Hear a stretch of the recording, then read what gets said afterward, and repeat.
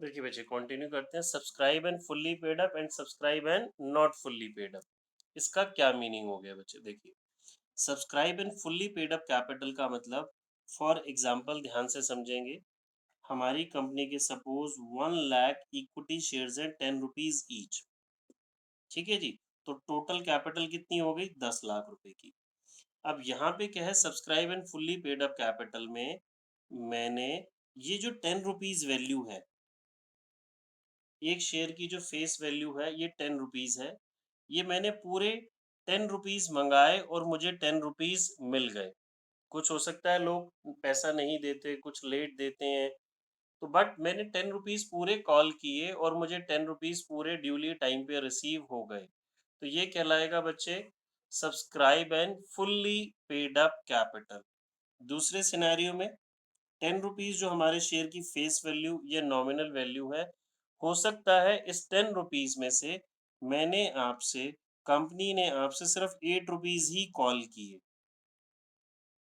Company ने आपसे पूरे 10 रुपए मंगाए ही नहीं। ठीक है, तो नॉट फुल्ली पेड अप हो गया। दूसरा सिनेरियो, कंपनी ने आपसे पूरे 10 रुपीज मंगाए, बट कुछ लोगों ने इसमें से 8 ही दिए, उन्होंने जो 2 रुपीज है वो पे नहीं करे, तो वो उस केस में भी कैपिटल क्या हो जाएगी? Subscribe and not fully paid up. Subscribe and fully paid up का मतलब मैंने पूरी कॉल मनी मंगाई और मुझे ड्यूली मिल गई। Subscribe and not fully paid up का मतलब हमने पैसा मंगाया और हमें नहीं मिला, या फिर हमने पैसा मंगाया ही नहीं। बात समझ में आ गई बच्चे? इसको हम दोबारा जब अपने प्रैक्टिकल क्वेश्चंस करेंगे तो इसको हम दोबारा भी समझेंगे। और ऑथराइज रजिस्टर्ड का तो काम जब हम बैलेंस शीट बनाएंगे इस चैप्टर की, तो अब दोबारा फिर ये आएगा ही आएगा। ठीक है, चलिए अब हम और आगे प्रैक्टिकल की तरफ एक और कदम बढ़ाते हैं। अब आ जाते हैं बच्चे, हमने पढ़ लिया शेयर्स दो तरह के होते हैं, equity and preference. But if the question is silent, हमारा शेयर ऑलवेज इक्विटी शेयर या ऑर्डिनरी शेयर्स होने वाला है। अब कंपनी बच्चे शेयर्स इशू कर रही है। कंपनी शेयर इशू करने का क्या मतलब है? आपने 11th क्लास में बिजनेस स्टडीज में पढ़ा ही है बच्चे सारा काम। कंपनी सर्टिफिकेट ऑफ इनकॉर्पोरेशन लेती है, ठीक है, प्रोस्पेक्टस इशू करती है, जो जनरल पब्लिक से पैसा इनवाइट करती है कि आइए आप हमारी कंपनी में पैसा इन्वेस्ट कीजिए। अब बच्चे जब कंपनी शेयर्स इशू करती है तो वो दो तरीके से इशू कर सकती है। Shares can be issued, first point, at par, second point बच्चे एट प्रीमियम। ध्यान से समझेंगे। पार का मतलब एट फेस वैल्यू, और सिंपल भाषा में बोलें तो आपके लिए एट एमआरपी। ठीक है जी, एमआरपी यहाँ का वर्ड नहीं है, मैंने आपको समझाने के लिए बता दिया। इस चैप्टर में जो वर्ड है हमारे पास वो पार या फेस वैल्यू है।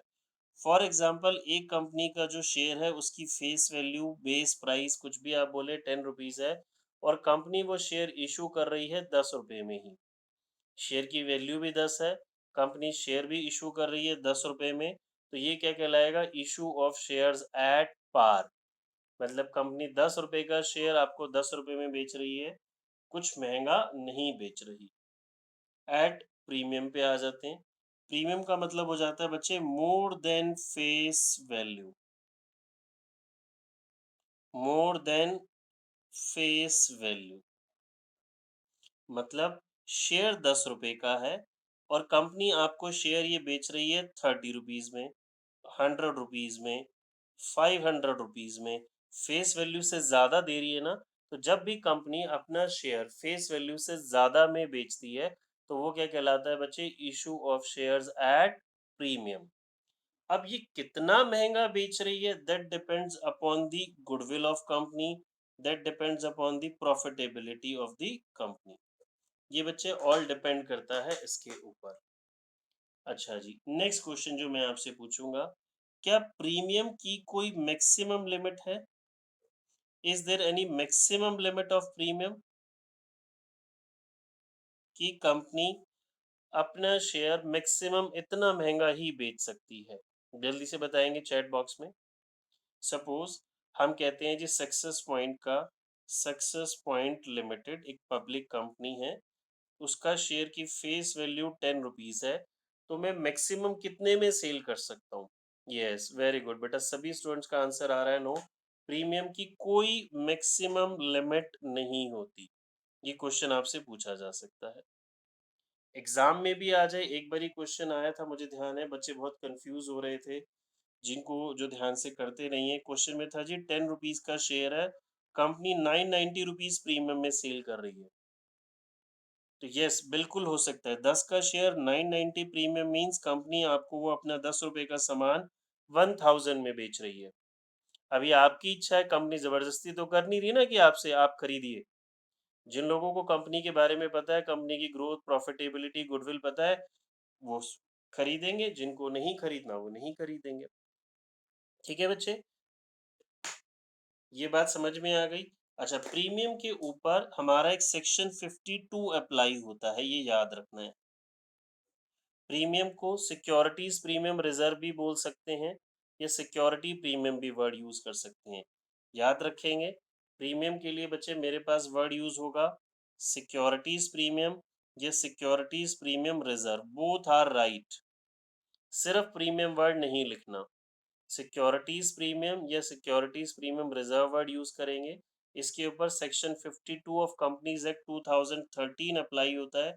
इसके ऊपर एक थ्योरी का बहुत बहुत इंपॉर्टेंट क्वेश्चन बनता है, वो आपके एग्जाम में 100% आएगा ही आएगा।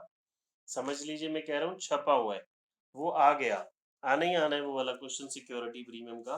वो क्या है, मेरे थ्योरी नोट्स में आपको मिल जाएगा, और मैं आपको समझाऊंगा भी जब हम उसकी बात करेंगे। ठीक है, थर्ड आ जाता है बच्चे जी, issue of shares at discount. क्या कोई कंपनी अपने शेयर्स डिस्काउंट पे इशू कर सकती है? डिस्काउंट मतलब less than face value, less than face value पे शेयर्स इशू हो सकते हैं बच्चे? नो, फेस वैल्यू से कम पे शेयर्स बच्चे, शेयर्स डिस्काउंट पे इशू करना परमिटेड नहीं है।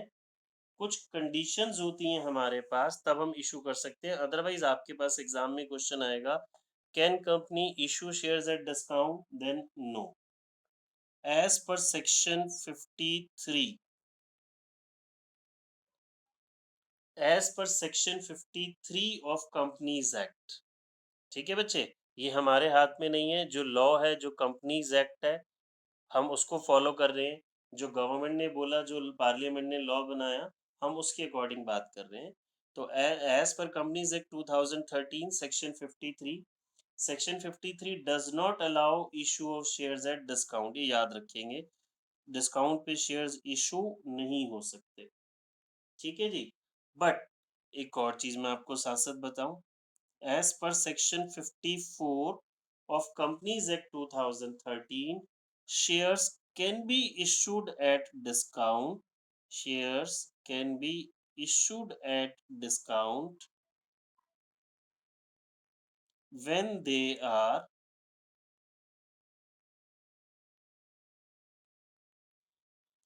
issued as sweat equity shares, when they are issued as sweat equity shares। बच्चे ये याद रखेंगे, ये अभी स्वेट इक्विटी शेयर्स क्या होता है हम पढ़ेंगे। एज पर सेक्शन 53 अगर आपसे नॉर्मली पूछा जाए can shares be issued at discount, नहीं जी। अगर उसमें ऑप्शन हो अंडर स्वेट इक्विटी तो yes, otherwise no. As per section 54 shares discount पे इशू हो सकते हैं जब वो क्या हो जी, स्वेट इक्विटी शेयर्स हो, otherwise our answer is no. अब हम पढ़ते हैं जी, हमने देख लिया equity share, preference shares, capital की टाइप्स देख ली, पार प्रीमियम देख लिया। अब कंपनी ना आपसे पैसा मंगा रही है, जो शेयर का पैसा है, कंपनी आपसे शेयर का पैसा मंगा रही है, कॉल कर रही है। कंपनी जब आपसे पैसा कॉल करती है ना बच्चे, तो दो तरीके से कॉल कर सकती है, लंप सम और इन इंस्टॉलमेंट्स। कंपनी आपसे पैसा लमसम भी मंगा सकती है, इंस्टॉलमेंट्स में भी मंगा सकती है। एक मिनट देंगे, ये पैसा लमसम भी मंगा सकती है, इंस्टॉलमेंट्स में भी मंगा सकती है। अच्छा जी, लाइक 10 रुपये का एक शेयर है बच्चे, ठीक है, सभी समझेंगे ध्यान से। ₹10 का एक शेयर है जिसकी फेस वैल्यू ₹10 है। कंपनी ये सारा पैसा आपसे एक साथ मंगाती है, तो ये क्या कहलाएगा बच्चे? सारा पैसा कंपनी ने कॉल कर लिया आपसे लमसम, एक साथ। इंस्टॉलमेंट्स का मतलब कंपनी आपसे ₹10 एक साथ नहीं मंगा रही, टुकड़ों में धीरे धीरे धीरे धीरे मंगा रही है, पार्शियल अमाउंट। एक एग्जांपल लेते हैं।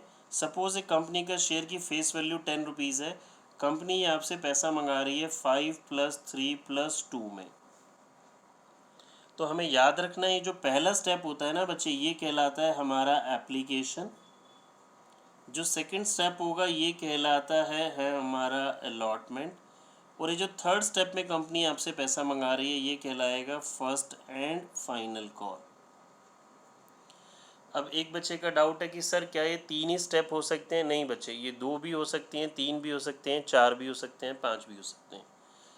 अगला एक और एग्जांपल लेते हैं। सपोज ये ₹10 का शेयर कंपनी आपसे 4 इंस्टॉलमेंट्स में मंगा रही है। पहला हो गया बच्चे, हम ले लेते हैं 4 + 2 + 2 + 1। तो ये जो मेरा पहला स्टेप है बच्चे ये कहलाएगा एप्लीकेशन।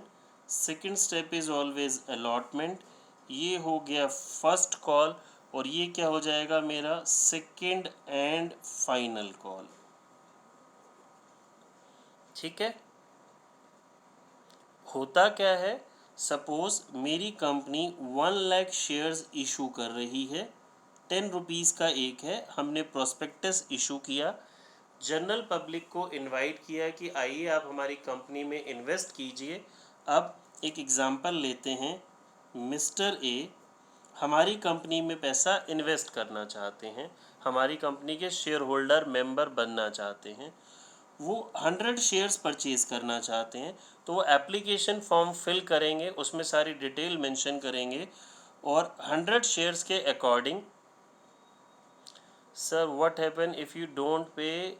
बच्चे एक बार दोबारा क्या पूछा आपने? अगर पर्सन पे नहीं करता, जस्ट अ मिनट, अगर कोई पर्सन फाइनल कॉल के बाद भी पे नहीं करता तो एज़ पर रूल उसको हम एक नोटिस सर्व करते हैं, रिमाइंडर भेजते हैं।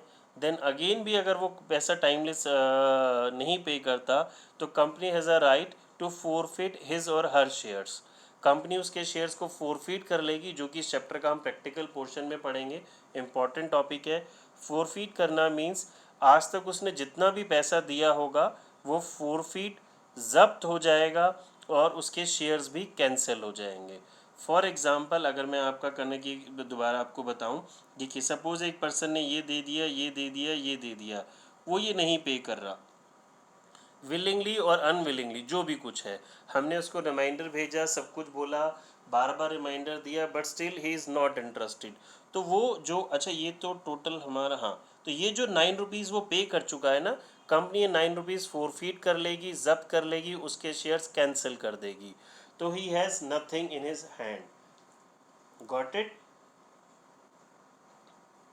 चलिए जी आगे बच्चे, मैं आपको ये समझा रहा था। अब मिस्टर ए हमारी कंपनी के अगर 100 शेयर्स परचेज करना चाहते हैं और तो वह एप्लीकेशन फॉर्म फिल करेंगे, उसके साथ 100 × 10, सपोज़ हमारी कंपनी ने सारा पैसा एक साथ मंगाया लमसम, तो वो 1000 रुपीज़ की भी एक पेमेंट करेंगे और हमारे पास अपनी एप्लीकेशन मनी ड्रॉप कर देंगे।